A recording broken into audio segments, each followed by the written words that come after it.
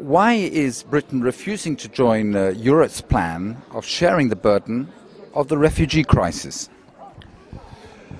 Well, I have to say I feel deeply ashamed about the failure of the British government to join in the European response. After a lot of pressure at home, our Prime Minister David Cameron has agreed to take 20,000 refugees from the Syrian camps. But not any of the people who've already arrived in mainland Europe. And I just think this is a shameful response. It shows the depth of anti-immigration feeling in our politics.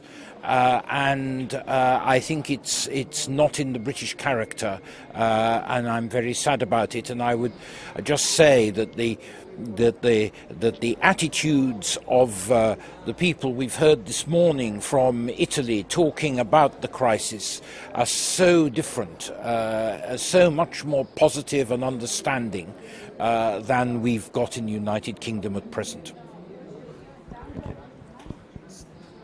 How big a crisis is the refugee crisis for the future of Europe? Well, I think what the mayor of Turin was saying this morning, that this is a structural challenge. It's a structural challenge for all time. And we have to develop a response to it. So it isn't just an immediate crisis. I think that's right. I think that someone said that Europe's open borders, the internal freedom of movement, the Schengen system, was rather like the euro. That we had in Europe had set up these imaginative ideas without thinking through properly how to make them work. That's certainly true of the euro. I think it's certainly true of migration and internal movement in the EU as well. And I think we've now got to think very hard about it.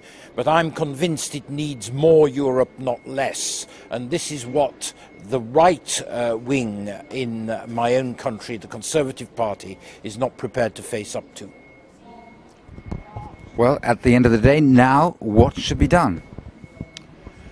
Well, I think that the immediate problem has to be dealt with. There has to be a sharing out of people who've arrived in desperate circumstances in Europe. We have a moral responsibility to them.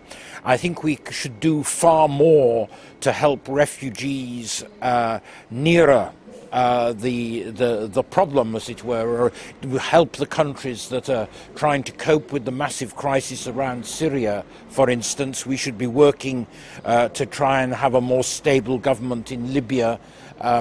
These are very important steps for our foreign policy. But we have an immediate responsibility to the people here that we have to meet.